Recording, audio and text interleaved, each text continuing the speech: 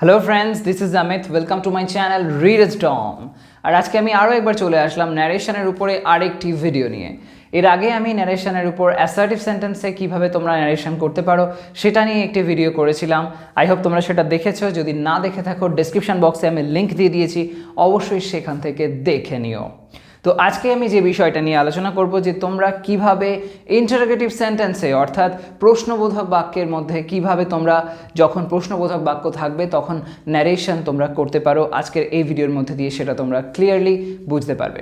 তো আমি জানি তোমাদের অনেকেরই এই ধরনের ইন্টারোগেটিভ সেন্টেন্সে ন্যারেশন করতে গিয়ে কনফিউশন দেখা দেয়। তো সেটা তোমরা কত সহজে করতে পারো, জাস্ট কয়েকটা মানে 3-4টে রুলের উপরে বেস করে যে কোনো ধরনের ন্যারেশন যেটা কিনা ইন্টারোগেটিভে রয়েছে তোমরা সেটা করতে পারবে। সেটা খুব সহজভাবে তোমাদের সামনে আজকে আমি প্রেজেন্ট করতে চলেছি। তো অবশ্যই ভিডিওটাকে একদম লাস্ট পর্যন্ত দেখো আর সেই প্রত্যেকটা বিষয় ভালোভাবে বুঝে নাও। ওকে, তো যাই হোক, আর টাইম ওয়েস্ট না করে ভিডিওটা এবার স্টার্ট করা যাক। ইন্টারোগেটিভ সেন্টেন্সের ক্ষেত্রে 4 রকমের বেসিক রুল তোমরা যদি বুঝে নিতে পারো তাহলে দেখবে কোনো রকম ইন্টারোগেটিভ সেন্টেন্সে ন্যারেশন করার সময় তোমাদের কনফিউশন কিন্তু আসবে না। তো সেই যে 4টে রুল আমরা আজকে এখানে দেখব। আমি কয়েকটা এক্সাম্পলসের মধ্যে দিয়ে সেগুলো তোমাদের সামনে আজকে আলোচনা করতে চলেছি। প্রথম যে লাইনটা দেখে নাও, সেখানে আমরা কি ধরনের ওয়েতে আমরা ন্যারেশন করছি। ফার্স্ট একটা এক্সাম্পল এখানে কনসেন্ট্রেট করো। হি said to her, he said to her, have you taken this?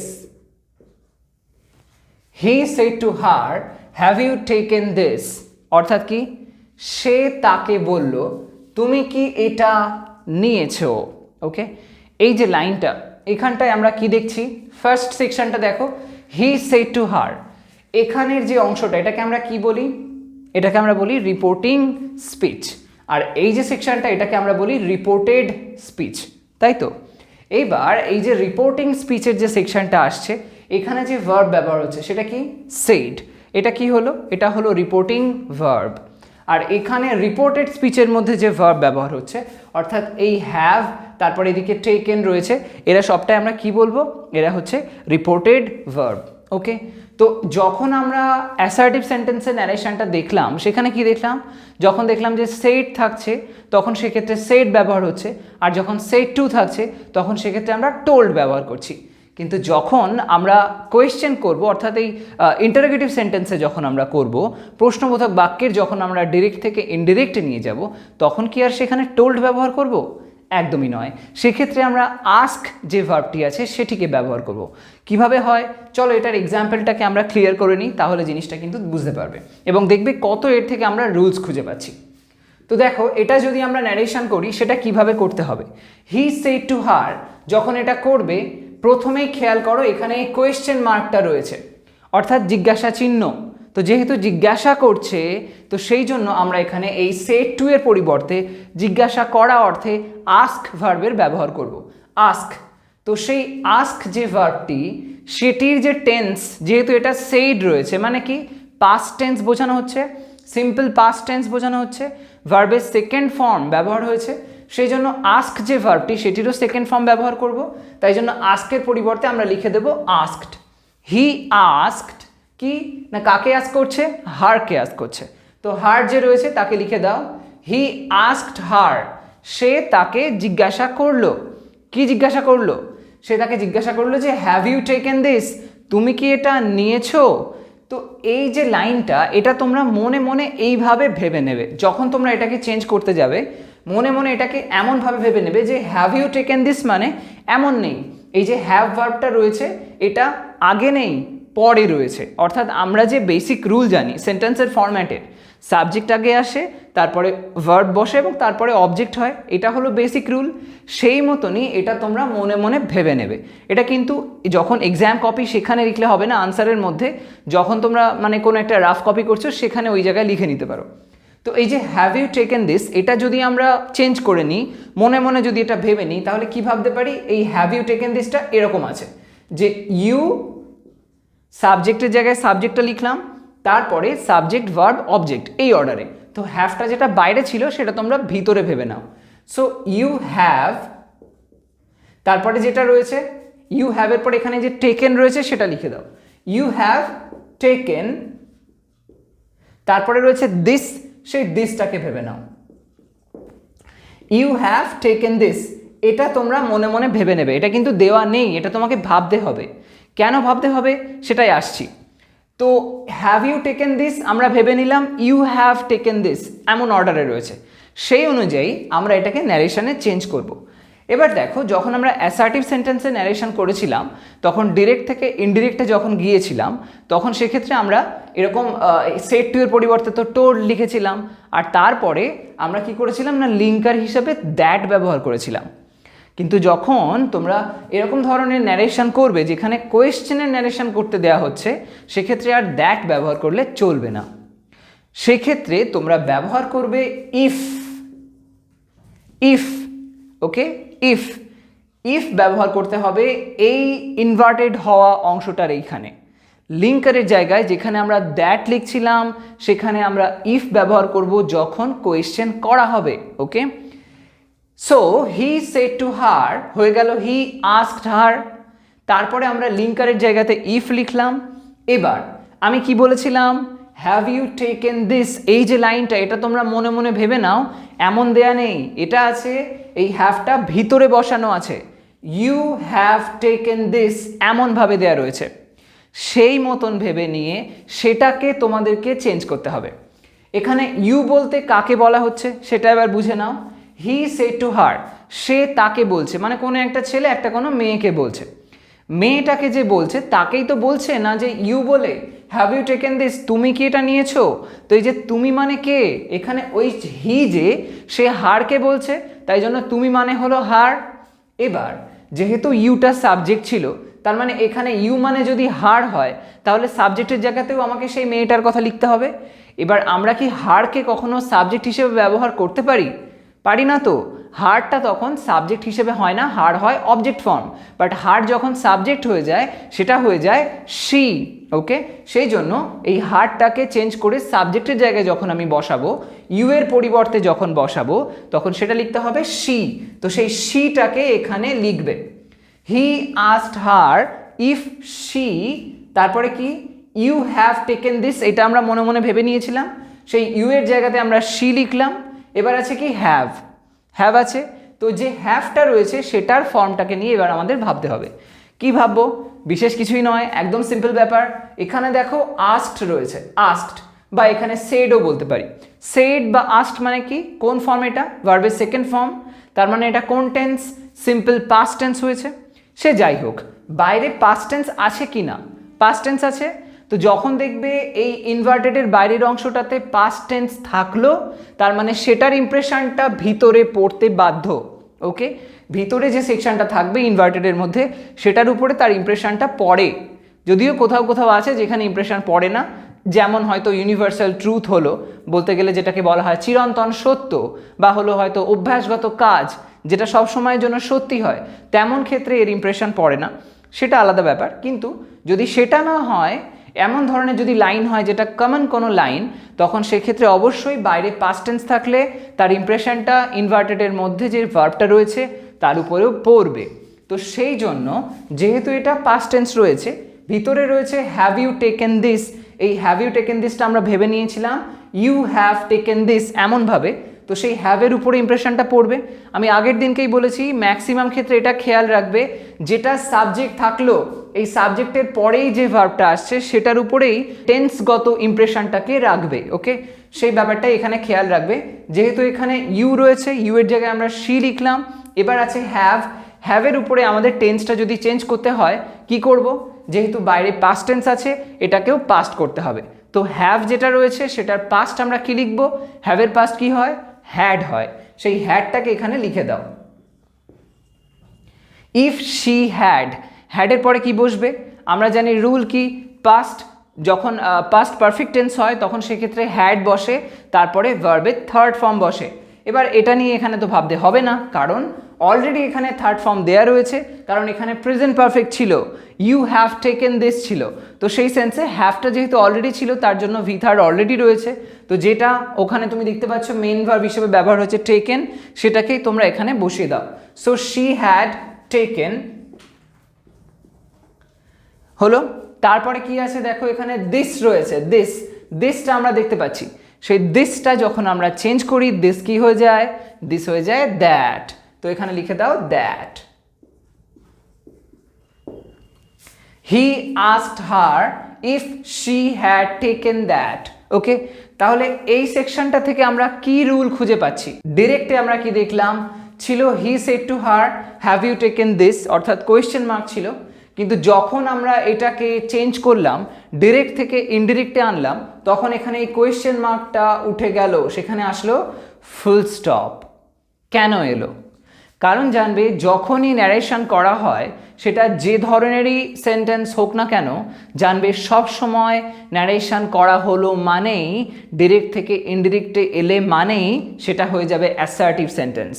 ওকে, খুব ভালোভাবে এই জিনিসটা মনে রেখো, যখনই ডিরেক্ট থেকে ইনডিরেক্টে আসবে সেটা হয়ে যাবে অ্যাসার্টিভ সেন্টেন্স।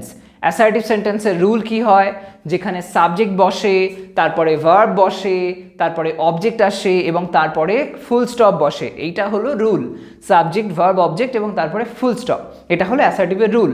যেহেতু অ্যাসার্টিভের রুলেই এটা রয়েছে, সেই জন্য আমরা এখানে কোয়েশ্চেন তো রাখতে পারবো না, যেহেতু অ্যাসার্টিভ করে দিচ্ছি, তাই জন্য এখানেও আমাদেরকে ফুল স্টপ দিতে হবে। এই কারণেই এখানে ফুল স্টপ হয়। ওকে, আরেকটা পয়েন্ট দেখো, এখান থেকে আরেকটা রুল আমরা দেখতে পাচ্ছি। সেড টু যেটা ব্যবহার হয়েছিল, সেটা চেঞ্জ হয়ে আমরা এখানে আস্ক ভার্বের ব্যবহার করলাম। তাহলে বলতে পারি, যখন কোয়েশ্চেন করব, সেখানে সেড টু থাকলে, বা শুধু সেড টু নয়, অ্যাকচুয়ালি সেডও যদি থাকে, তাও তোমরা আস্ক ব্যবহার করবে। ওকে, আস্ক ভার্বের যে টেন্সটা, অর্থাৎ সেড হলে আস্কড, যদি সে হয় তাহলে আস্ক, যদি সেজ হয় তাহলে আস্কস। ওকে, এস জুড়ে দেবে, যেমনটা থাকবে তেমন টেন্স অনুযায়ী লিখতে হবে। তো সেই আস্ক ভার্বের ব্যবহার করতে পারো। আর তারপরে কি, তারপরে এখানে দেখো আরেকটা পয়েন্ট আমরা পেয়েছি, লিঙ্কার। লিঙ্কার হিসাবে আমরা ইফ ব্যবহার করতে পারি। ওকে, প্রথম এই এক্সাম্পলটার মধ্যে থেকে আমরা এই বিষয়গুলোকে খুঁজে নিলাম। ঠিক আছে, আরেকটা কথাও তোমাদের বলি, সবসময় যে আস্ক লিখতে হবে এমন কোনো কথা নেই। যদি তোমাদের মনে হয়, সেক্ষেত্রে আস্কের পরিবর্তে ইনকোয়ার ভার্বটাকেও ব্যবহার করতে পারো। ওকে, ইনকোয়ার, বা এটার একটা প্রাচীন ফরম্যাটও ছিল। প্রাচীন এই জন্য বলছি কারণ এখনকার দিনে অতটা ব্যবহার করা হয় না। তো সেটা হচ্ছে এই আই এর পরিবর্তে ই এর ব্যবহার করা, ইনকোয়ারির জায়গায় হয়তো ই ব্যবহার করা হচ্ছে, এই রুলটা। তো তখন যে নিয়মটা প্রচলিত ছিল, বেসিক্যালি সেটা হচ্ছে ইনকোয়ার সেন্সটা তখন আসতো যখন কোনো একটা ব্যাপারে হয়তো ইনভেস্টিগেট করা হচ্ছে, সেই ইনভেস্টিগেশনের পারপাসে কিছু জিজ্ঞাসা করা হচ্ছে, তখন সেক্ষেত্রে ইনকোয়ারটাকে বেশি ব্যবহার করা হতো। আর এই ইনকোয়ারটা ইন জেনারেল আস্কের পরিবর্তে ব্যবহার করা হতো। কিন্তু এই ইনকোয়ার যেটা ই দিয়ে শুরু, আর যে ইনকোয়ার যেটা আই দিয়ে শুরু, এই দুটোর মধ্যে এখন এইটাই ডিফারেন্স, যে এই ধরনের ব্যবহারটা এখন উঠে গেছে। এখন ম্যাক্সিমাম ক্ষেত্রেই আমরা এই ইনকোয়ারটাকে ব্যবহার হতে দেখতে পাচ্ছি। ওকে, আর আদারওয়াইজ কনফিউশন যদি থেকে থাকে, এসব কিছুই দরকার নেই। সেক্ষেত্রে তোমরা আস্ক দিয়েই সব ধরনের ইন্টারোগেটিভ সেন্টেন্স করতেই পারো, তাতে কোনো ভুল নেই। আর লিঙ্কার হিসেবে আমরা এখানে ইফের ব্যবহার হতে দেখতে পাচ্ছি। ঠিক আছে, ইফ ছাড়াও আরও একটা লিঙ্কার এখানে ব্যবহার করা যেতে পারতো, সেটা হচ্ছে ওয়েদার। ওয়েদার একই সেন্সে অ্যাপ্লাই হতো। ধরে নাও তুমি যদি ইনকোয়ার করো, তাহলে তার সাথে তুমি ওয়েদারটাকে ধরে নিতে পারো। ওকে, আবার আস্ক যখন করবে তখন তার সাথে তুমি ইফ করতে পারো। এমনভাবে একটা গ্রাফ মাইন্ডে ভেবে নিও, তাহলে দেখবে ন্যারেশন করতে সুবিধা হবে। এনিওয়ে, তো এটা মোটামুটি একটা ব্যাপার। ফার্স্ট আমরা এক্সাম্পল থেকে এই পয়েন্টসগুলো খুঁজে পেলাম। এবার এসো নেক্সট আরেকটা এক্সাম্পল দেখা যাক, তারপরে আমরা দেখব সেটাতে আবার কেমন ধরনের কি চেঞ্জেস আসে। ওকে, সেকেন্ড এক্সাম্পলটায় আসা যাক। They said to me, do you like the book? They said to me, তারা আমাকে বলল, কি বলল না, do you like the book, তুমি কি বইটা পছন্দ করো, এমনভাবে বলা হচ্ছে। তো এখানেও প্রশ্ন করা হয়েছে। এবার দেখো, আগের লাইনের সঙ্গে আমরা এখানে একটা ছোট্ট ডিফারেন্স দেখতে পাচ্ছি। সেটা কি, সেটা প্রথমে খেয়াল করো। আমরা যে ডিরেক্ট স্পিচটা এখানে দেখতে পাচ্ছি, সেখানে কি দেখছি, যে দেখো ওখানে ছিল have you taken this. Okay, have you taken this. এখানে কি হয়েছে, do you like the book. তো ওখানে যেটা অক্সিলারি হিসাবে আমরা দেখেছিলাম হ্যাভ ভার্বের ব্যবহার হতে, এখানে অক্সিলারি হিসাবে ডু ব্যবহার হয়েছে, ডু অক্সিলারি। তো যখন আমরা জানি যে ডু অক্সিলারি ব্যবহার হয় তার মানেটা কি হয়, যে ডু অক্সিলারি যখন বসে তার মানে সে সেন্টেন্সের মধ্যে যে মেইন ভার্বটা রয়েছে তার ফর্মটাকে নিয়েই সে কিন্তু তৈরি হয়েছে। ওকে, এই যে মেইন ভার্বটা রয়েছে এটার যে টেন্সটা সেটাই কিন্তু আমরা এই ডু ভার্ব দিয়ে বুঝতে পারি। সো যখন ডু দিয়ে কোয়েশ্চেন করা হবে বা ডাজ দিয়ে কোয়েশ্চেন করা হবে তার মানে জানবে সেটা হচ্ছে সিম্পল প্রেজেন্ট টেন্সে রয়েছে। ওকে, সিম্পল প্রেজেন্ট টেন্সে রয়েছে, তাই জন্য ডু বা ডাজ দিয়ে কোয়েশ্চেন করা হয়েছে। আর যদি দেখো ডিড দিয়ে কোয়েশ্চেন করা হয়েছে তার মানে জানবে ওটা সিম্পল পাস্টে রয়েছে, তাই জন্য ডিড দিয়ে কোয়েশ্চেন করা রয়েছে। ওকে, তো এই অনুযায়ী এটাকে যখন আমরা চেঞ্জ করব আগের মতন চলো এটাকেও আমরা মনে মনে ভেবে নিই। কী ভাববো? Do you like the book. Do you like the book মানে কী ভাববো? এটা এই যে ডু ভার্বটা রয়েছে এটা ভিতরে চলে গেছে, তো সেই সেন্সে আমরা বলতে পারি ইউটা ইউ হলো, তারপরে ইউ ডু লাইক হয়ে যাচ্ছে, বাট ডু এর তো আর দরকার হবে না, কারণ আমরা জানি যে লাইক ভার্বটার জন্যই ডু ব্যবহার হয়েছিল যখন আমরা প্রশ্ন করেছিলাম। কিন্তু যদি ভার্বটাকে ভিতরেই নিয়ে যাই তাহলে তো আর প্রশ্ন থাকলো না, তাহলে তো আর ডু লেখার দরকার নেই। আমরা মনে মনে কী ভাববো তাহলে? You like the book, you like the book, এইটা আমরা ধরে নেব। এটা কিন্তু দেওয়া নেই, এটা আমরা মনে মনে ভেবে নিলাম, তাহলে ন্যারেশনটা করতে আমাদের সুবিধা হবে, ঠিক যেমনটা আগে আমরা দেখলাম। এবার কি করবে? আগে যেমন করেছিলাম সেরকমভাবেই চলো চেঞ্জ করা যাক। তো দে সেড টু মি কী হয়ে যাবে? দে লিখতে হবে, তারপরে সেড রয়েছে সেড টু, যেটা ওখানে দেখলাম সেড টু এর পরিবর্তে আমরা আস্কড লিখেছিলাম, এখানেও চলো সেম আমরা লিখে দিই। দে আস্কড মি ছিল, মি লিখে দিলাম, দে আস্কড মি। এবার কি হবে? লিঙ্কার হিসেবে আমরা কি দেখলাম? ইফ রয়েছে, তো এখানেও লিঙ্কার হিসেবে তোমাদেরকে ইফ ব্যবহার করতে হবে। তো লিখে দাও if they asked me if দিলাম। এবার কি আছে? Do you like the book, এটা ভুলে যাও। কি ভাববে? এই যে লাইনটা এখানে আমরা তৈরি করলাম সেটা নিয়ে ভাবো। ইউ লাইক দ্য বুক এটা তৈরি হলো, ডুটা ভিতরে চলে গেল এবং সেই ফর্মটা মেইন ভার্বের উপরে অ্যাপ্লাই হয়ে গেল, তাই ডুটা আর লাগলো না, ইউ লাইক দ্য বুক হয়ে গেল। ঠিক আছে, যদি এখানে ডাজ হতো তাহলে আমরা লাইকস করে দিতাম। ওকে, ডু এর জায়গায় যদি ডাজ থাকতো তাহলে লাইকস করে দিতাম, তখন সেক্ষেত্রে ইউ ব্যবহার হতো না, হি বা শি এমন কিছু একটা থাকতে পারতো। যাই হোক, তো এখানে do you like the book এই যে লাইনটা রয়েছে এটাকে আমরা যখন চেঞ্জ করব সেটা তাহলে ইউ লাইক দ্য বুক এই ফরম্যাটে চেঞ্জ করতে হবে। এবার এই ইউ বলতে অ্যাকচুয়ালি কাকে বলা হচ্ছে সেটা বুঝতে হবে। দে সেড টু মি, তারা আমাকে বলল, আমাকে তারা বলল, তার মানে ইউ মানে তুমি বলে কাকে বলছে? আমায় বলছে।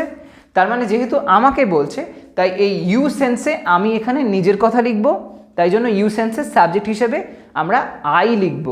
ওকে, দে আস্কড মি ইফ আই ব্যবহার করলাম যেহেতু আমায় বলা হলো, তারপরে কি ইফ আই, ইউটা হয়ে গেল, ইউ এর জন্য আমরা ব্যবহার করে দিলাম আই এখানে। ওকে, ইউ এখানে আই হিসেবে চলে আসলো। এবার তারপরে কি আছে? লাইক আছে, এই যে লাইক সেকশনটা এটাকে চেঞ্জ করতে হবে। কোন ফর্মে নিয়ে আসবো? এখানে দেখো যেহেতু পাস্ট আছে, আমি যেটা আগেও বললাম ওই পাস্ট ফর্মটা আমরা আবারও এই ভিতরে থাকা মেন ভার্বের উপরে অ্যাপ্লাই করব।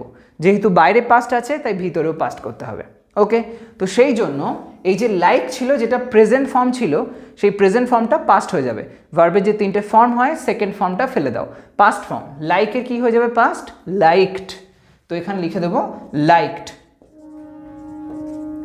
দে asked me if I liked, তারপরে কি ছিল? দ্য বুক ছিল, দ্য বুক যেমন রয়েছে তেমন সেখানে বসিয়ে দাও, আলাদা কিছু চেঞ্জ করার দরকার নেই।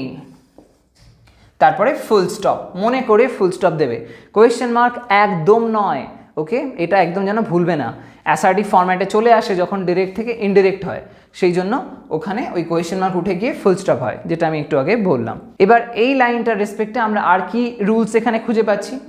সেড টু এর পরিবর্তে যে আস্কড ব্যবহার হচ্ছে সেটা তো একটা রুল গেলই, যেটা সেড টু বা সেডের পরিবর্তেও হতে পারে, সেটা তো একটা পয়েন্ট হলোই। ইফের ব্যবহারটা সেটা আমরা আগে দেখেছি তেমনই ব্যবহার হয়েছে। এখানে যে বিশেষ রুলটা আমরা দেখলাম সেটা এই ডু অক্সিলারিকে কেন্দ্র করে, যখন দেখবে ডু অক্সিলারি রয়েছে তখন সেই অনুযায়ী মেন ভার্বটাকে নিয়ে ভাববে, এটার যে টেন্সটা সেটা নিয়ে ভাববে। ওখানে যেমন অক্সিলারিটা নিয়ে ভাবলাম, যেটা হ্যাভ ছিল, এই যে হ্যাভ ছিল সেটাকেই চেঞ্জ করলাম, তারপরে আর কোনো চেঞ্জ আনলাম না। এখানে সেটা কিন্তু হলো না, এখানে মেইন ভার্ব যেটা রয়েছে সেটার চেঞ্জ হবে। যদি ডু বা ডাজ থাকে তাহলে ধরে নেবে মেইন ভার্বটা প্রেজেন্ট টেন্সে রয়েছে, সিম্পল প্রেজেন্ট টেন্সে রয়েছে, তাই জন্য ওটার সাথে এস যোগ হবে যদি ডাজ হয়, আর যদি ডাজ না থাকে ডু থাকে তাহলে এস ধরবে না। এমনভাবে ওটা মনে মনে ইম্যাজিন করবে, লিখতে হবে না। আর কি হবে, আর যদি দেখো যে ডু বা ডাজ দিয়ে নেই, ডিড দিয়ে রয়েছে, তার মানে ওটা ভার্বটাকে সেকেন্ড ফর্ম ধরবে, পাস্ট ফর্ম। যদি এখানে did you like the book থাকতো তাহলে আমরা এই লাইকটাকে লাইকড ভেবে নিতাম। ওকে, এই যে ইউ লাইক দ্য বুক করেছিলাম ওটা ইউ লাইকড দ্য বুক এমন ভেবে নিতাম, সেই মতন আমাদের আবার চেঞ্জ করতে হতো, তখন সেক্ষেত্রে আবার পাস্ট পারফেক্ট টেন্স হয়ে যেত। যেহেতু বাইরে পাস্ট এবং ভিতরে পাস্ট থাকলে ভিতরের পাস্ট টেন্সটা, সিম্পল পাস্ট টেন্সটা ওটা পাস্ট পারফেক্ট হয়ে যায়, মানে একটা টেন্স পিছনে নিয়ে যেতে হয়, যেটা আমি আগের দিনকেও ডিসকাস করেছিলাম। এনিওয়ে, যাই হোক, তো তোমরা ওটা যদি দেখে নাও তাহলে তোমরা এই ব্যাপারটা কিন্তু ক্লিয়ারলি বুঝে যাবে। তো এখানে আমি এটাই বললাম যে যখন দেখবে যে ডু ভার্বের ব্যবহার হচ্ছে, ডু অক্সিলারি আসছে, তখন সেক্ষেত্রে সেই মতন টেন্সটাকে চেঞ্জ করে অ্যাপ্লাই করো। ঠিক আছে, এবার এসো আরও একটা এক্সাম্পল দেখা যাক আর কেমন ধরনের সেন্সে আমরা ন্যারেশন এই ইন্টারোগেটিভে করতে পারি। থার্ড এক্সাম্পলটা, she said, comma, why are they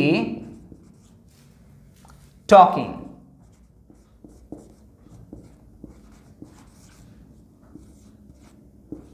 She said, why are they talking? তাহলে মানেটা কি দাঁড়ালো, সে বলল কেন তারা কথা বলছে। ওকে, কেন তারা কথা বলছে, এই কথাটা সে বলল, এই লাইনটার মধ্যে আমরা কি চেঞ্জ দেখতে পাচ্ছি? আগে যে ধরনের ফরম্যাট দেখলাম তার থেকে এটাও কিন্তু একটু আলাদা। সেটা কি, আগে দেখেছিলাম হ্যাভ ব্যবহার হতে, প্রথমে অক্সিলারি হিসেবে হ্যাভ ব্যবহার হয়েছিল। যাই হোক, মানে এই have, has, had, am is are, was, were এই জাতীয় সমস্ত অক্সিলারি যখন সেন্স আসবে সেটাই প্রথম সেন্সটার বেসিসে করবে। ওকে, সেটা একটা দেখলাম আমরা, সেই মতন একটা রুল হয়েছিল। সেকেন্ডটাতে যখন আসলাম সেখানে কি দেখলাম না, এখানে ডু অক্সিলারি ব্যবহার হলো, তার মানে আমরা ডু, ডাজ বা ডিড ওই দিয়ে যখন কোয়েশ্চেন করা হবে তখন সেক্ষেত্রে একরকম রুল দেখেছিলাম। এবার এখানে যেটা দেখছি, কোয়েশ্চেনের মধ্যে WH ওয়ার্ড আছে, WH ওয়ার্ড দিয়ে কোয়েশ্চেন করা হয়েছে, তখন সেক্ষেত্রে তোমাদেরকে কিন্তু আর একটা রুল মনে রাখতে হবে, সেটা আজকে এখানে দেখে নাও। অ্যাকচুয়ালি এই যে রুলটা এখানে আমি বলতে চলেছি, এটা মনে রাখবে, এই রুলটা এই WH ওয়ার্ডের জন্য একটা সেন্স, প্লাস এই যে ফরম্যাটটা বলেছি, এই প্রথম ফরম্যাটটা, সেই ফরম্যাটের বেসিসে এটার আরেকটা সেন্স আসবে। কি বলতে চাইলাম এক্সাম্পলটা যখন আমরা কভার করব বুঝতে পারবে। তো যাই হোক, এটা যদি আমরা চেঞ্জ করি, ডাইরেক্ট থেকে ইনডিরেক্ট নিয়ে আসি, তাহলে কি করব, এখানে she said রয়েছে, তো সেক্ষেত্রে আমরা কি করব, সেটের পরিবর্তে কি ব্যবহার করব, যা হয়ে আসছে তাই আস্ক ভার্বে ব্যবহার করে দাও। আস্কের কোন টেন্স হবে, পাস্ট হবে, যেহেতু said রয়েছে পাস্টে, তাই জন্য আস্কড লিখতে হবে। ওকে, ইডি। তো she asked, she asked, এবার কি হবে, এই পর্যন্ত তো হয়ে গেল। এবার আসছে ইনভার্টেড কমা, ইনভার্টেডের ওখানে আমরা লিঙ্কার বসাই, তো এইখানেই হলো আর একটা চেঞ্জ। এতক্ষণ আমরা যখন করলাম লিঙ্কারের পরিবর্তে আমরা ওখানটায় লিঙ্কারের সেকশানে কি ব্যবহার করছিলাম, ইফ ব্যবহার করছিলাম, কিন্তু এখানে যে লিঙ্কার হিসেবে ব্যবহার হওয়ার ব্যাপারটা সেটা একটু চেঞ্জ হবে। এখানে আমরা আর ইফকে লিঙ্কার হিসেবে ব্যবহার করতে পারবো না, বা ওয়েদারকেও ব্যবহার করতে পারবো না। কি ব্যবহার হবে, যখন জানবে WH ওয়ার্ড দিয়ে কোয়েশ্চেন করা হয়েছে তখন সেই WH ওয়ার্ডটিকেই তোমরা লিঙ্কার হিসাবে ব্যবহার করবে। তো এখানে যে WH ওয়ার্ডটা দেয়া রয়েছে সেটাকেই লিঙ্কার করতে হবে। ওকে, তো এখানে আস্কড এর পরে আমরা এখানে লিখে দেব হোয়াই, যে হোয়াই ছিল সেই হোয়াইটাকে এখানে লিখে দেব, হোয়াই লিখে দিলাম। এবার যে অংশটা থাকলো, এই যে আর দে টকিং, এটাকেও তোমরা সেই আগের মতন ভেবে নিতে পারো, যেমন আমরা ইমাজিন করে নিচ্ছিলাম যে do you like the book, এটা মনে মনে ভেবে নিলাম যে ইউ লাইক দ্য বুক, এই ফরম্যাটে হয়ে গেল। তারপরে হ্যাভ ইউ টেকেন দিস, আমরা ভেবে নিয়েছিলাম ইউ হ্যাভ টেকেন দিস, এমন একটা ফরম্যাট ভেবে নিয়েছিলাম, অর্থাৎ ওই অক্সিলারিটাকে আমরা ভিতরে ঢুকিয়ে নিয়েছিলাম, সাবজেক্টের পরে রেখেছিলাম। এখানেও সেম করতে পারো, আর দে টকিং, এটাও তোমরা মনে মনে ভেবে নিতে পারো যে দে আর টকিং, এমনভাবে রয়েছে, দে আর টকিং এমনভাবে রয়েছে। তো যদি দে আর টকিং থাকে তাহলে সেই মতন আমরা এখানে চেঞ্জ করব। ওকে, এবার এখানে দে বলতে কাদের কথা বলছে? অন্য কারোর কথা বলছে, আমরা সেটা জানি না, এখানে সেটা কিন্তু বলা হয়নি যে সে কাকে বলেছে বা কাদেরকে বলেছে। তো দে যেহেতু তারা বলে বলা হয়েছে সেটাই আমরা রেখে দেব, চেঞ্জ করার দরকার নেই। তো এখানে ওয়াই দে লিখে দাও, লিখলে ওয়াই দে। এবার কি আছে? দে আর টকিং ছিল, আর ছিল, তো আর যেটা রয়েছে সেটা তো রাখতে পারবো না, কারণ আর হচ্ছে প্রেজেন্ট টেন্সটা বোঝাচ্ছে, তাই তো? এখানে বাইরে যেহেতু পাস্ট হচ্ছে সেটার ইমপ্রেশনটা ভিতরে পড়বে। সো দে আর টকিং হয়ে যাবে, দে আর এর পরিবর্তে হয়ে যাবে ওয়্যার, পাস্ট টেন্সে আর হয়ে যাবে ওয়্যার, দে ওয়্যার। এবার কি হবে? যা ভার্ব রয়েছে সেটা চেঞ্জ হবে না, কারণ আমি বলেছিলাম যখন দেখবি সাবজেক্টটা থাকছে, ম্যাক্সিমাম ক্ষেত্রে এটা দেখা যায়, যদিও কোথাও কোথাও একটু চেঞ্জ আসে, সাবজেক্টের পরে যে অক্সিলারিটা থাকে সেই অক্সিলারিটার উপরে ইমপ্রেশনটা যায় টেন্সের, পরের অংশটায় যে ভার্ব পার্টটা রয়েছে সেটার উপরে সাধারণত দেখতে হয় না, কয়েকটা ক্ষেত্রে চেঞ্জ হয়। যাই হোক, দে ওয়্যার টকিং,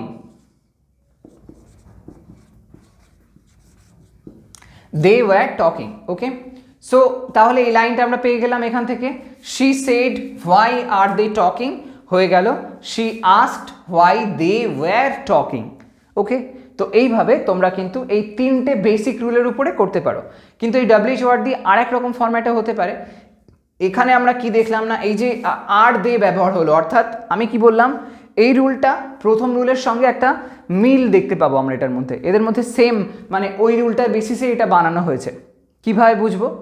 ওখানে দেখো অক্সিলারি দিয়ে সেন্টেন্স শুরু হয়েছিল, অর্থাৎ সাবজেক্টের আগে একটা আমরা ওই অক্সিলারি দেখেছিলাম যেটা হ্যাভ ভার্ব ছিল। এখানেও সাবজেক্টের আগে অর্থাৎ এই দের আগে আর দেখেছি, মানে সেই অক্সিলারিটা রয়েছে। ওকে, আর কি দেখলাম? এখানে পার্থক্য শুধু এটাই, ওখানে কোথাও ডাব্লিউএইচ ওয়ার্ড ছিল না, এখানে ডাব্লিউএইচ ওয়ার্ড আছে। তাই জন্য একদম সহজভাবে এইটা বোঝো, ওখানে যে রুলটা অ্যাপ্লাই করেছি সেম রুলই এখানে অ্যাপ্লাই হয়েছে, শুধু আলাদা ব্যাপার যে ডাব্লিউএইচ ওয়ার্ডটা রয়েছে সেটাকেই আমরা লিঙ্কার হিসেবে ফেলে দিয়েছি। লিঙ্কার আর আলাদা করে কিছু ভাবিনি, যেটা ডাব্লিউএইচ ওয়ার্ড ছিল সেটাকেই লিঙ্কার বসিয়ে দিয়েছি, ইফ বা ওয়েদার হয়নি। তো সেই ডাব্লিউএইচ ওয়ার্ডটা বসে গেছে, তারপরে আগে যে রুলটা অ্যাপ্লাই হয়েছিল সেম রুল এখানে অ্যাপ্লাই হয়ে গেছে।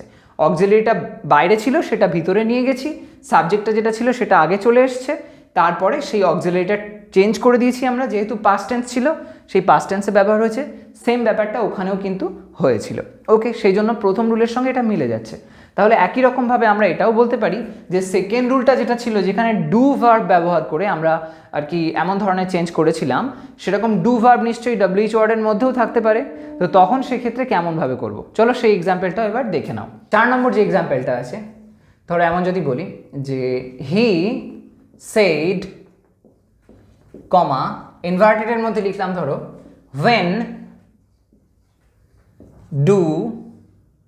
when do I go, he said when do I go, সে বলে কখন আমি যাই।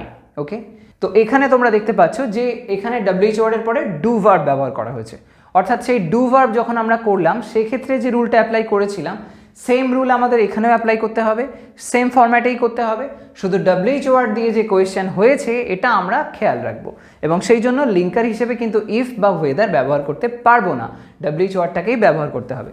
তাহলে সেই মতন যদি এটা আমরা চেঞ্জ করি কি হবে, হি সেইড রয়েছে সেটা হবে হি সেইডের জায়গায় আস্কড লিখতে হবে, যেটা আমরা এতক্ষণ দেখছি হি আস্কড ব্যবহার করলাম। এবার ডাব্লিউএইচ ওয়ার্ড আছে হোয়েন, সেটাকেই তোমরা লিঙ্কার হিসেবে ব্যবহার করে দাও, হি আস্কড when দিলাম, তারপরে কি আছে ডু আই গো।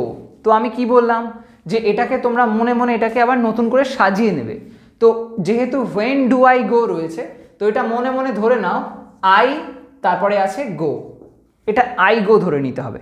কেন? ওই যে বললাম আমি এখানে যে অক্সিলারি ভার্বটা রয়েছে ডু ভার্ব যেটা রয়েছে সেটা এই যে মেন ভার্ব তার ফর্মটাকে বুঝিয়ে দিচ্ছে, তো যখন এটা আমরা সাবজেক্ট ভার্ব অর্ডারে নিয়ে যাব তখন সেক্ষেত্রে তো আর ডু লাগছে না। ডু কেন ব্যবহার করি আমরা? যখন এরকম ধরনের কোয়েশ্চেন করতে হয় এবং সেক্ষেত্রে ডাব্লিউএইচ ওয়ার্ডের পরে অক্সিলারি আনার দরকার হয়, বাট সেন্টেন্সের মধ্যে অক্সিলারি থাকে না, তখন সেক্ষেত্রে আমরা ওই ডু অক্সিলারিকে ব্যবহার করতে পারি, যেটা কিনা মেইন ভার্বের টেন্স অনুযায়ী হয়। যদি এটা পাস্ট টেন্স হতো তাহলে সেক্ষেত্রে ডিড লিখতে হতো ওখানে, আর যদি এটা প্রেজেন্ট টেন্সে যখন থাকে তখন সেক্ষেত্রে ডু বা ডাজ ব্যবহার হয়ে থাকে। তো এখানে এই ডু দিয়ে আমরা বুঝতে পারছি এটা ডেফিনেটলি প্রেজেন্ট টেন্সেই হবে, তাই জন্য আই গো আমরা লিখে দিলাম। সেটা মনে মনে ভেবে নেবে, এটা কিন্তু খাতায় লিখলে হবে না, কেটে দেবে তাহলে। ওকে, সো এখানে আই গোটা তোমরা ভেবে নেবে, সেই মতন এখানে তোমরা চেঞ্জ করবে। তাহলে কি করব আমরা, ওয়েন ডু আই গো, ওয়েনের পরে আই যেটা রয়েছে এটা এখানে কার কথা বলছে, সে বলছে, তো সে হি বলছে, নিজের কথা বলছে। তার মানে আই মানে এখানে আমি নই, কিন্তু আই মানে সে, তার কথা বলছে, তাহলে আই মানে হলো হি। ওকে, তো এখানে তোমরা লিখবে ওয়েন হি, যেটা আমরা আই গো ভেবে নিয়েছিলাম সেই আই এর মধ্যে আইটা হয়ে গেল হি। এবার কি রয়েছে, এবার যে এখানে গো ভার্বটা রয়েছে, যেটা কিনা এই ডু গো বলা হয়েছিল, ডু আই গো, তার মানে আই ডু গো, বা সেটা হয়ে গেল আই গো। সেই যে গো, সেটার টেন্সটা চেঞ্জ করতে হবে। কেন? কারণ এখানে পাস্ট টেন্স আছে, আস্কড, তো সেই জন্য ভিতরেও আমরা পাস্ট টেন্স করে দেবো। তো গো থেকে ওটার পাস্ট যেই হয়ে যাবে, অর্থাৎ ফার্স্ট ফর্ম থেকে সেকেন্ড ফর্ম হয়ে যাবে, তখন আমরা গোটা কি করব, গো হয়ে যাবে went. Okay, went, when he went, he asked when he went. Okay, he said when do I go হয়ে যাচ্ছে he asked when he went. Okay, এইভাবে তোমরা চেঞ্জগুলোকে করতে পারো। ঠিক আছে, এই যে চারটে রুল তোমরা দেখলে এখনো পর্যন্ত, চারটে এক্সাম্পলের মধ্যে দিয়ে যে 4 রকম রুল দেখলে, জানবে সমস্ত রকমের এই ইন্টারোগেটিভ সেন্টেন্সের ন্যারেশন এই 4টে বেসিক রুলের উপরেই কিন্তু তৈরি হয়। ওকে, যাই ন্যারেশন হোক না কেন, জানবে এই 4টে এক্সাম্পল যদি তোমরা বুঝে নাও পুরোপুরি, তাহলে কোনো ন্যারেশনে কিন্তু কনফিউশন আসবে না, যেগুলো ইন্টারোগেটিভ সেন্টেন্সে থাকবে। ওকে, তো যাই হোক, এবার দেখো পরের ন্যারেশনগুলো আমরা যখন করব, এই রুলগুলো কিভাবে আমরা অ্যাপ্লাই করি সেটা কিন্তু খুব ইজিলি বুঝতে পারবে। যাই হোক, নেক্সট ওয়ানটা আসা যাক। My father says, my father says to me when will you read? আমার বাবা আমাকে বলে কখন তুমি পড়বে। ওকে, তো কোনো একটা কিছু হয়তো পড়ার কথা বলে, তো এই যে লাইনটা এখানে কি দেখবে, দেখো এই যে রিপোর্টিং ভার্ব রয়েছে, এই রিপোর্টিং ভার্বটা এটা কোন টেন্স বোঝাচ্ছে, প্রেজেন্ট টেন্স বোঝাচ্ছে, যেহেতু সেজ রয়েছে। তো সেক্ষেত্রে আমরা এতক্ষণ পর্যন্ত যে রুলগুলো দেখলাম সেই মতনই আমরা করব, কিন্তু একটু টেন্সটাকে নিয়ে আমাদেরকে ভাবতে হবে। টেন্স যেহেতু এখানে প্রেজেন্ট টেন্স রয়েছে, আমরা সেই মতন কিন্তু টেন্সটা অ্যাপ্লাই করব। তো এটা যখন আমরা ন্যারেশন করব, কিভাবে করব, মাই ফাদার যেমন রয়েছে সেটা তেমন লিখে দাও, মাই ফাদার লিখলে, তারপরে কি আছে, সেজ। তো সেজের পরিবর্তে কি লিখবে, সেজের পরিবর্তে এখানে যেহেতু প্রশ্ন করা হচ্ছে তো অবশ্যই আস্ক ভার্ব আসবে। তো আস্কের কোন ফর্ম বসবে, আস্কড যদি লিখি, আগে যেমন ইডি জুড়েছিলাম সেটা যদি জুড়ি তাহলে ভুল হয়ে যাবে, কারণ তাহলে ওখানে তো পাস্ট টেন্স ছিল, তাই জন্য সেড ছিল বলে তাই আস্ক লিখেছিলাম। এখানে সেজ রয়েছে, অর্থাৎ সেম তো মেন ভার্বটা তো সে, তো সেই সের পরে এস রয়েছে, যেহেতু সের পরে এস রয়েছে, বা যেহেতু দেখতে পাচ্ছি প্রেজেন্ট টেন্স রয়েছে, তাই জন্য এখানেও আমরা কিন্তু ওই সিম্পল প্রেজেন্ট টেন্সেই আস্ক ভার্বের ব্যবহার করব। তো আস্ক তারপরে লিখে দিতে হবে আস্কস, সেজ থাকলে তাহলে আস্কস লিখব। ওকে, যদি এটা সে থাকতো তাহলে আস্ক লিখতাম। Okay, so my father asks says to এর পরিবর্তে আস্কস লিখলাম। এবার মি যেমন রয়েছে তেমন বসিয়ে দাও, মাই ফাদার আস্কস মি, আমায় জিজ্ঞাসা করে। লিঙ্কার কি হবে, এবার দেখো ডব্লিউএইচ ওয়ার্ড আছে হোয়েন, তো আলাদা করে আমরা ইফ বা ওয়েদার নিয়ে ভাববো না, সেই হোয়েনটাকে এখানে লিখে দেবে। মাই ফাদার আস্কস মি হোয়েন, এই পর্যন্ত গেল। এবার এই যে উইল ইউ রিড, একই রকমভাবে মনে মনে ভেবে নাও, উইল ইউ রিড মানে এটা কি, এই উইলটা ভিতরে রয়েছে, ইউ উইল রিড, এটা আমরা ধরে নেব, ইউ উইল রিড এই ফরম্যাটে আছে ধরে নেব। তাহলে সেই ক্ষেত্রে আমরা কিভাবে চেঞ্জটা করব, এখানে ইউ মানে কাকে বলছে, আমার বাবা আমায় বলে বলছে, তাহলে মি হলো এখানে ইউ, আমার কথা বলা হচ্ছে, তাহলে ইউ সেন্সে আমরা এখানে আই লিখতে পারি। ওকে, সো হোয়েন আই দিলাম, তারপরে কি হবে দেখো, ইউ উইল রিড, এইটা হয়ে গেছে। এবার যখন জানবে যে প্রেজেন্ট টেন্স আছে, আমি এটা আগের দিনকেও বলেছিলাম, যখন দেখবে প্রেজেন্ট টেন্সের রিপোর্টিং ভার্বটা রয়েছে, তখন ইনভার্টেডের ভিতরে যে লাইনটা বলা হলো সেটার যে টেন্সটা থাকলো সেটা চেঞ্জ করার প্রয়োজন নেই। ওকে, প্রেজেন্ট টেন্সের লাইন থাকলো মানে যেমন টেন্স রয়েছে তেমন টেন্সই তোমরা রেখে দেবে। ওকে, ইনভার্টেডের ভিতরে টেন্সের কোনো পরিবর্তন করতে হবে না, ঠিক আছে? তাহলে সেই সেন্সে এখানে আমরা কি করব, যেমন উইল এখানে ইউ উইল রিড হয়েছিল, সেই উইল রিডটাই ব্যাপারটা এখানে চলে আসবে, when I will read. My father asks me when I will read. তাহলে দেখতে পেলাম এখানে আমরা রিপোর্টিং ভার্বের জায়গায় আস্ক ব্যবহার করলাম, আস্কের ফর্ম আস্কস ব্যবহার হলো, আর লিঙ্কার হিসেবে when আসলো। ওকে, আর তারপরে যা সেন্সগুলো যেমনভাবে হয়ে আসছে সেইভাবেই হয়েছে। ওকে, যাই হোক, চলো এবার নেক্সট আরেকটা এক্সাম্পল দেখে নাও। She said to him. She said to him, সে তাকে বলল, কি বলল? এখানে অক্সিলারি ভার্ব দিয়ে কোয়েশ্চেন করা যাক, ডাব্লিউএইচ ওয়ার্ড দিয়ে নয়, অর্থাৎ ইয়েস নো কোয়েশ্চেন। চলো আমরা ট্রাই করি। She said to him, are you ready for the game? Are you ready for the game? মানেটা কি? She said to him, সে তাকে বলল, কি বলল না, are you ready for the game, তুমি কি ওই গেমের জন্য বা খেলাটার জন্য তৈরি আছো? এই লাইনটা, এটাকে যদি তোমরা চেঞ্জ করো কিভাবে করবে? আগেও আমরা দেখেছি সেম ওয়েতে, চলো এটা চেঞ্জ করা যাক। She said to him, তো এখানে যেটা she রয়েছে অবভিয়াসলি কোনো চেঞ্জ করব না, শিকেই রেখে দেবো ওখানে। She said to এর পরিবর্তে কি হবে তাহলে? যেহেতু এখানে কোয়েশ্চেন করা হচ্ছে তো asked ইডি ফর্ম চলে আসবে পাস্ট টেন্সের জন্য। She asked him,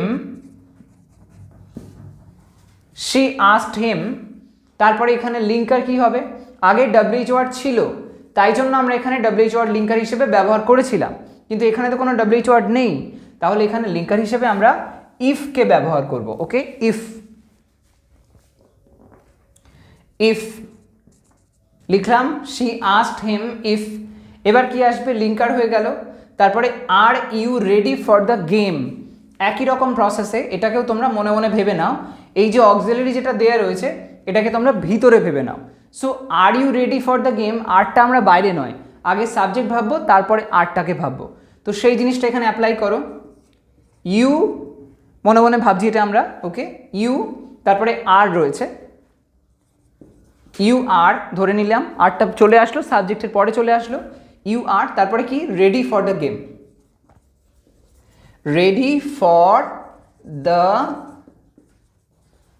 game, you are ready for the game, এমন সেন্সে আমরা ধরে নিলাম। এবার সেই মতন আমরা এখানে চেঞ্জ করব।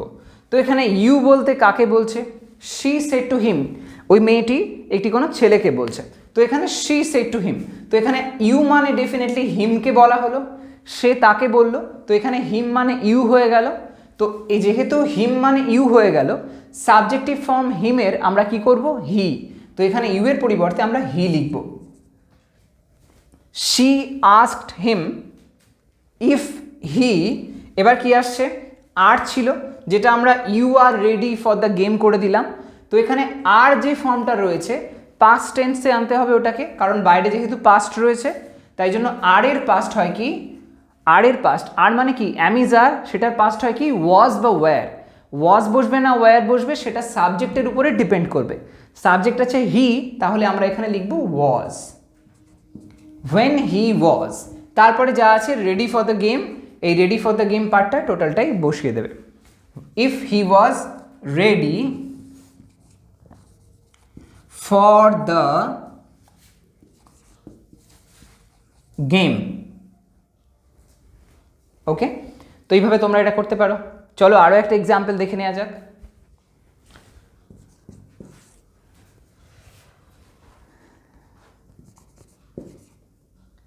My brother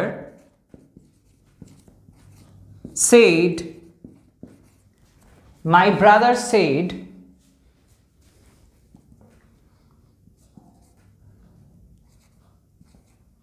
has he told you? My brother said, has he told you? আমার ভাই বলল, কি বলল? হ্যাজ হি টোল্ড ইউ, সে কি তোমায় বলেছে। তো এখানে ইউ মানে কাকে বলা হলো। আমরা জানি যখন এমন ধরনের লাইন থাকে যেখানে কে কাকে বললো লেখা নেই কিন্তু ইনভার্টেডের মধ্যে ইউ দেয়া আছে, তখন সেক্ষেত্রে আমরা ইউ এর সেন্সে আই ব্যবহার করতে পারি। যে আমার ভাই আমায় বললো, এটা আমরা ধরে নিতেই পারি। তো এখানে ইউ সেন্সে আমরা আই ধরবো। আর এই যে হি বলা হলো, হি মানে অন্য কারোর কথা বলা হয়েছে, তো এখানে হিটাকে আমাদের চেঞ্জ করতে হবে না। এবার যখন আমরা এটা করব তখন সেম রুল চলো আগেরটার মতন অ্যাপ্লাই করা যাক। মাই ব্রাদার সেড ছিল, তো সেক্ষেত্রে লিখব মাই ব্রাদার, সেইডের পরিবর্তে লিখব আস্কড, সেইডের পরিবর্তে আস্কড ব্যবহার হলো। লিঙ্কার হিসেবে কি আসবে, ইফ ব্যবহার করতে হবে, যেমন করছি মাই ব্রাদার আস্কড ইফ দিলাম। তারপরে এই যে হ্যাজ হি টোল্ড ইউ, এটা আমরা মনে মনে কি ভাববো যে এই হ্যাজটা ভিতরে রয়েছে, সাবজেক্ট হিসাবে হি রয়েছে, তো হ্যাজ হি টোল্ড ইউ ধরে নেব he has told you. Okay, he has told you, ঠিক যেরকম আগে করলাম অক্সিলারিটা আমরা সাবজেক্টের পরে আনছি, সেটা মাইন্ডে ধরে নেবে। তো হি হ্যাজ টোল্ড ইউ, তো সেই মতন এখানে হি রয়েছে, সেটা এখানে হি লিখে দাও। তারপরে কি করবে, হি এর পরে এখানে হ্যাজ যেটা ছিল হি হ্যাজ টোল্ড ইউ এটা ধরে নিতে বলেছি, বাট এখানে তো পাস্ট টেন্স রয়েছে, তো সেটা তো আমরা চেঞ্জ করতেই হবে, যেহেতু বাইরে পাস্ট আছে ভিতরেও তার ইমপ্রেশনটা পড়বে, সেই জন্য এই যে হ্যাজ রয়েছে সেটার পাস্ট হয়ে যাবে। হ্যাজের পাস্ট কি হয়, হ্যাড হয়, সেটা ওখানে লিখে দাও। ইফ হি হ্যাড দিলাম। তারপরে কি আছে, টোল্ড আছে, সেটা অ্যাজ ইট ইজ রেখে দাও, চেঞ্জ করার প্রয়োজন নেই, কারণ হ্যাডের পরে ভার্বের থার্ড ফর্মই ব্যবহার হয়। If he had told you রয়েছে, ইউ মানে আমি কি বললাম যে ইউ মানে আই ব্যবহার করতে পারি। এবার আইটা তো অবজেক্ট সেন্সে আসে না, এখানে ইউটা অবজেক্ট সেন্সে রয়েছে, তো অবজেক্টের জায়গায় আমরা আই এর পরিবর্তে মি লিখে থাকি, সেই মিটাকেই আমরা কিন্তু ব্যবহার করব। হি had told me. Okay, my brother asked if he had told me. Okay, so এইভাবে তোমরা চেঞ্জগুলো করতে পারো। আরও কয়েকটা এক্সাম্পল দেখে নাও। The girl said, did I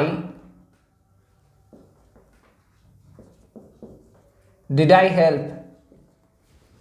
The girl said, did I help? মেয়েটি বলল আমি কি সাহায্য করলাম, এমন সেন্সে। এই লাইনটার মধ্যেও একটা খুব ইন্টারেস্টিং আমরা ব্যাপার দেখব, সেটা এসো আমরা যখন ট্রাই করব বুঝতে পারবে। দ্য গার্ল সেইড, এখানে কি দেখতে পাচ্ছি, দ্য গার্ল সেইড যখন আছে সেই সেইডের পরিবর্তে আমরা কি ব্যবহার করব, যেহেতু কোয়েশ্চেন করা হচ্ছে তো অবভিয়াসলি আমরা কোয়েশ্চেন সেন্সে আস্কড ব্যবহার করব, এখানে সেইড যেহেতু রয়েছে, সো লিখব দ্য গার্ল, সেইডের জায়গায় আস্কড, দ্য গার্ল আস্কড। এবার লিঙ্কার হিসেবে কি হবে, যেহেতু WH ওয়ার্ড নেই তার মানে ইফ ব্যবহার করব, দ্য গার্ল আস্কড ইফ দিলাম। এবার এই যে ডিড আই হেল্প, এই লাইনটা ভালো করে খেয়াল করো। এখানে ডিড মানে কোন ভার্বের ফর্ম বোঝাচ্ছে, যেটা আমি একটু আগে বলছিলাম, এখানে যেটা মেইন ভার্ব রয়েছে এই হেল্প, এটার ফর্ম বোঝাচ্ছে। তো ডিড হেল্প মানে ভেবে নিতে হবে হেল্পড। ওকে, ইডি ফর্মটা রয়েছে, সো ডিড যেহেতু এটার ফর্মটা বোঝাচ্ছে, তো আমরা এটা মনে মনে ধরতেই পারি আই ডিড আই হেল্পটা এমন আছে আই হেল্পড ধরতে পারি, কারণ ডিডটা হেল্পের ফর্ম বোঝাচ্ছে। এবার যেহেতু এখানে হেল্পড রয়েছে, ভার্বের সেকেন্ড ফর্ম রয়েছে, অর্থাৎ পাস্ট টেন্স বোঝাচ্ছে, আবার বাইরেও পাস্ট টেন্স বোঝাচ্ছে, তখন সেক্ষেত্রে যেহেতু বোথ সাইডে পাস্ট ব্যবহার হয়েছে, ভিতরেরটাকে তোমাদেরকে পাস্ট পারফেক্ট টেন্সে নিয়ে যেতে হবে, যেটা আমি আগের দিনের ন্যারেশনের ভিডিওতেও কিন্তু ডিসকাস করেছি, যেখানে আমি অ্যাসার্টিভ সেন্টেন্সের ন্যারেশন কীভাবে করতে হয় আলোচনা করেছিলাম, সেখানে আমি বলেছি, সেই পয়েন্টটাই আমি আবারও বললাম। তো যদি দেখো যে বাইরে যে টেন্সটা সেটা পাস্ট টেন্স রয়েছে, অর্থাৎ রিপোর্টিং ভার্বের টেন্সটা পাস্ট আছে এবং রিপোর্টেড ভার্বের যে টেন্স সেটাও পাস্ট আছে, তাহলে রিপোর্টেড ভার্বটা ওটা চেঞ্জ হয়ে গিয়ে পাস্ট পারফেক্টের ফরম্যাটে ফেলতে হয়। এখানে দেখো এবার রয়েছে আই হেল্পড, তাহলে সেই আই হেল্পড মানে এখানে আই মানে কার কথা বলা হচ্ছে, আই মানে কি আমি তো নই, আই মানে হলো মেয়েটি নিজের কথা বলছে। তো এখানে দ্য গার্ল সেন্সে আমরা প্রোনাউন শি ব্যবহার করতে পারি, তো এখানে ইফ শি লিখবে। তারপরে কি হবে, যেহেতু এখানে হেল্পড রয়েছে, যে পাস্ট টেন্স রয়েছে, সিম্পল পাস্ট টেন্স, সেটা পাস্ট পারফেক্টে নিয়ে যাবে। তো সেই জন্য পাস্ট পারফেক্টের ফরম্যাট কী হয়, সাবজেক্ট বসে, তারপরে হ্যাড বসে, তারপরে ভার্বের থার্ড ফর্ম বসে, এইটা তো রুল। তারপরে অবজেক্ট থাকলে বসে, নাই তো ওখানে ফুল স্টপ দিয়ে দিতে হয়। তো এইখানে দেখতে পাচ্ছ the girl asked if she হয়ে গেল। তো এবার তারপরে আমাদেরকে তার মানে হ্যাড আনতে হবে। এক কথায় বলতে গেলে যখনই দেখবে ডিড রয়েছে তার জন্য তোমরা এইভাবে হ্যাড লিখে দেবে। ওকে, লিখলে এবার তারপরে ওই যে ভার্বটা রয়েছে সেই ভার্বটার থার্ড ফর্মটাকে বসিয়ে দাও। তো এটার থার্ড ফর্ম কি হবে, সেটা হবে helped. The girl asked if she had helped. Okay, তো এইভাবে তোমরা চেঞ্জটাকে কিন্তু করতে পারো, যে যখন দেখবে বাইরে পাস্ট টেন্স এরকম রয়েছে এবং ইনভার্টারের ভিতরে এরকম পাস্ট টেন্স অ্যাপ্লাই করা হয়েছে, তখন সেই ক্ষেত্রে এই ভিতরের সেন্সটা পাস্ট পারফেক্ট হয়ে যাবে। ওকে, একদম ভুলবে না। চলো আরও একটা এক্সাম্পল দেখা যাক।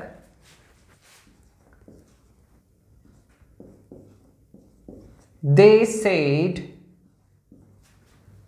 to him.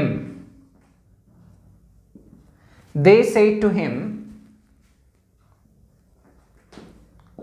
where are you? Where are you going? They said to him, where are you going? তারা তাকে বলল তুমি কোথায় যাচ্ছ। তো এই যে লাইনটা এখানেও দেখো, আমরা কিন্তু একই রকমের ওয়েতেই করব, কিন্তু WH কোয়েশ্চেন যেহেতু আছে তার মানে লিঙ্কার হিসেবে আমরা ইফ ব্যবহার করতে পারবো না। তো এই প্রথম সেকশনটাকে চেঞ্জ করা যাক। দে সেড টু হিম, তো দে ব্যবহার করছো। তারপরে সেড টু যেটা রয়েছে, এই সেড টুটা এখানে আমরা আস্ক ব্যবহার করব। আস্কের কোন ফর্ম, সেকেন্ড ফর্ম, যেহেতু সেড টু রয়েছে তাই আস্কড ইডি হয়ে গেল। তারপরে হিম লিখলাম, লিঙ্কার হিসেবে WH ওয়ার্ড যেটা রয়েছে ওয়্যার, সেটাকেই ব্যবহার করতে হবে, ওয়্যার। দে আস্কড হিম ওয়্যার দিলাম। তারপরে আর ইউ গোয়িং, তার মানে আমরা কী ভাববো, এটা ইউ আর গোয়িং, এই অক্সিলারিটাকে ভিতরে ভেবে নেব, সাবজেক্টের পরে ভেবে নেব। তো সেই মতন তাহলে আমরা কি করব, এখানে যে ইউ রয়েছে, ইউ মানে কাকে বলছে, দে সেড টু হিম, তারা তাকে বলল, তার মানে ইউ মানে এই হিম, এই লোকটি, তাহলে হিমকে বোঝাচ্ছে, তাহলে হিম হয়ে যাবে। এখানে আমরা ইউ এর সেন্সে হিমটাকে অ্যাপ্লাই করব, বাট হিমের কোন ফর্মটা বসবে, হিমটা তো অবজেক্ট সেন্সে হয়, তো হিমের যেটা সাবজেক্ট ফর্ম অর্থাৎ হি, সেটা ব্যবহার করতে হবে। দে আস্কড হিম ওয়্যার হি লিখলাম। তারপরে কি, ইউ আর গোয়িং ছিল, ইউ এর সেন্সে আমরা হি লিখলাম। এবার আসছে আর, আর সেন্সে আমরা কি লিখবো, ওই যে বললাম অ্যামিজ আর যেই থাকবে ওটা চেঞ্জ হয়ে কি ওয়াজ ওয়্যার হয়, সাবজেক্টের উপর ডিপেন্ড করবে ওয়াজ বসবে না ওয়্যার বসবে। তো ওয়্যার হি ওয়াজ লিখলাম। এবার যেটা ভার্ব আছে সেটা লিখে দাও, গোয়িং, এবং এই যেটা কিনা কোয়েশ্চেন মার্ক ছিল সেটা উঠে গিয়ে ফুল স্টপ বসিয়ে দিতে হবে। Okay, so they asked him where he was going. Next ওয়ানটাতে আসা যাক। আরেকটি এক্সাম্পল দেখে নাও, last one. Rahim said to Suman. Rahim said to Suman, কি বলল না, কি বলা যায়, ওকে, why, আচ্ছা why দিয়ে অনেকগুলো দিলাম, চলো আরেকটা অন্য কোনো কিছু দেওয়া যায়, why দিয়ে দেওয়া হয়েছে। Okay fine, what are you doing now? Rahim said to Suman, what are you doing now? Rahim সুমানকে জিজ্ঞাসা করলো কি না, what are you doing now, তুমি এখন কি করছো। তো এখানে ইউ সেন্সে তাহলে কাকে বলছে, রহিম যেহেতু সুমনকে জিজ্ঞাসা করছে তার মানে ইউ মানে হলো সুমন, এই ছেলেটিকে বলা হলো রহিম সুমনকে জিজ্ঞাসা করেছে। তো এবার এটা আমরা যদি চেঞ্জ করি তাহলে কি করব, সেম প্রসেস এখানেও অ্যাপ্লাই করো। WH কোয়েশ্চেন যেহেতু তার মানে আমাদেরকে লিঙ্কার ইফ বা ওয়েদার এগুলো ব্যবহার করলে চলবে না, ওই WH ওয়ার্ডটাকে লিঙ্কার হিসেবে বসাতে হবে। তো চলো এটা করে নিই, রহিম সেড টু সুমন, তো রহিম লিখলে। এবার এই যে সেড টু রয়েছে, সেড এটা চেঞ্জ হয়ে গিয়ে কী হবে, এখানে তোমরা আস্ক ব্যবহার করবে। আস্কের কোন form? Second form. Rahim asked হলো, তারপরে সুমন লিঙ্কার হিসেবে কি ব্যবহার করবে? দেখো ডব্লিউএইচ ওয়ার্ড দেওয়া রয়েছে হোয়াট, তাহলে অন্য কিছু কেন ভাববো, ওটাই বসাবো what. Rahim asked Suman what. এবার কি আর ইউ ডুইং নাও, তো আর ইউ ডুইং নাও মানে এটা ওই একই রকমভাবে ভেবে নাও, ইউ আর ডুইং নাও এমন সেন্সে নিয়ে যাও, ইউ আর ডুইং নাও এটা ধরে নিলে ইউ আর ডুইং নাও। তো এবার ইউ আর ডুইং নাও যদি ধরে নিই তাহলে হোয়াট তো এখানে বসে গেছে, এবার তারপরে you are doing now, you মানে কি দেখলাম সুমানের কথা বলা হচ্ছে, তার মানে সে একটা ছেলে, তো সেই জন্য আমরা সুমান সেন্সে প্রোনাউন হি ব্যবহার করতে পারি, হোয়াট হি। আর রয়েছে সেম প্রসেস যেটা আমরা আগেও দেখলাম, আর যেটা থাকছে অর্থাৎ অ্যামিজার থাকলে ওয়াজ ওভার হয়ে যায় পাস্টে, তো যেহেতু বাইরে পাস্ট টেন্স আছে, এই রিপোর্টিং ভার্বটা যেহেতু পাস্ট হয়েছে তাই জন্য ভিতরেও পাস্ট টেন্স হবে, তাই যেটা আর রয়েছে সেটা চেঞ্জ হয়ে ওয়াজ বা ওয়ারে আনতে হবে। হি যেহেতু তাই ওয়াজ লিখব, হি ওয়াজ। তারপরে কি রয়েছে? ডুইং আছে, ডুইং দেখতে পাচ্ছি, সেই ডুইংটাকে বসিয়ে দাও, হোয়াট হি ওয়াজ ডুইং। তারপরে কি আছে? নাও রয়েছে, তো সেই নাওয়ের জায়গাতে একটু চেঞ্জ করতে হবে, নাওটা চেঞ্জ হয়ে দেন হয়ে যায়, ওকে, যেটা আমরা জানি ন্যারেশনের রুল, তো এখানে নাওটাকে চেঞ্জ করে দেন লিখে দাও। Rahim asked Suman what he was doing then, okay. তাহলে এই ওভারঅল ব্যাপারটার মধ্যে আমরা কমন ফ্যাক্টর কি দেখলাম? এই যে 10টা এক্সাম্পল দিলাম, কমন ফ্যাক্টর এটাই দেখছি কোয়েশ্চেনের যে ফরম্যাটটা থাকছে, কোয়েশ্চেনের যে স্ট্রাকচারটা থাকছে সেটাকে আমাদের পুরোপুরি ভেঙে দিতে হচ্ছে। কোয়েশ্চেনের স্ট্রাকচারে কি বলা হয় যে কোয়েশ্চেনের ক্ষেত্রে সাবজেক্টের পরে আমরা যে জানি একটা যে কোনো অ্যাসার্টিভ সেন্টেন্সের রুল কি জানি যে সাবজেক্টের পরে ভার্ব আসে তারপরে অবজেক্ট আসে, SVO রুল যেটা বলা হয়, তাই না? S for subject, V for verb, O for object, এই যে রুলটা বলা হয় এইটা হচ্ছে নর্মালি আমরা অ্যাসার্টিভ সেন্টেন্সে যখন কোনো লাইন বলি এটা মেনটেন হয়, কিন্তু যখন আমরা ইন্টারোগেটিভ সেন্টেন্সে আসি কোয়েশ্চেন করি তখন এই সাবজেক্টের আগে একটা ভার্ব আনতে হয় যেটা অক্সিলারি হয়, ডু অক্সিলারি হতে পারে অথবা আদার যে অক্সিলারিগুলো রয়েছে সেই ধরনের অক্সিলারিও কিন্তু হতে পারে, তো সেই টাইপের অক্সিলারিও কিন্তু এখানে আনা হয়। তো সেই যে রুলটা সেটাকে ব্রেক করতে হচ্ছে, সেই বাইরে অক্সিলারিটা যেটা থাকছে সেটাকে ভেঙে দিয়ে এই SVO অর্ডারের মধ্যে আমাদেরকে আনতে হবে। যতক্ষণ না এই অর্ডারটা মেনটেন করবে ততক্ষণ পর্যন্ত ন্যারেশন কিন্তু ঠিক হবে না, সেটাই আমি এতক্ষণ ধরে বোঝালাম যে সবসময় এই ফরম্যাটে নিয়ে যাবে, কল্পনা করে নেবে মনে মনে যে এটা এমনভাবে দেয়া রয়েছে, যদি এইটা মাইন্ডে ভেবে নিতে পারো তাহলে দেখবে ন্যারেশনটা করার সময় অনেক ইজি হয়ে যাবে, টাফ আর লাগবে না। ওটা প্রথমেই মনে মনে ধরে নেবে যে আমি অক্সিলারিটাকে ওই WH ওয়ার্ডের পরে ভাববো না, ওই সাবজেক্টের পরে অক্সিলারিটাকে ভাববো, সেই মতন ভেবে করো তাহলে দেখবে অনেক ইজি লাগবে, ওকে। যাই হোক, এই মোটামুটি আজকে বলার ছিল, আই হোপ তোমরা ভিডিওটা এনজয় করেছো। তো যদি ভিডিওটা ভালো লেগে থাকে সেটা আমাকে অবশ্যই কমেন্ট সেকশনে জানিও, আর একটা লাইক করে সেটা বুঝিয়ে দিও, আর শেয়ার করো সমস্ত ফ্রেন্ডসদের সাথে, আর চ্যানেলটা যদি এখনও সাবস্ক্রাইব না করে থাকো তাহলে করে নাও subscribe, okay. So thanks for watching my video, have a nice day, bye by.